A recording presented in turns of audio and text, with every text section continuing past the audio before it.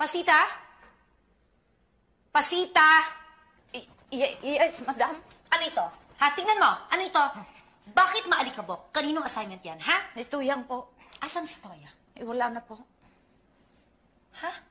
Umalis si Toya nang hindi nagpapaalam? Hindi na nagawa po niya magpaalam sa inyo, madam. At bakit?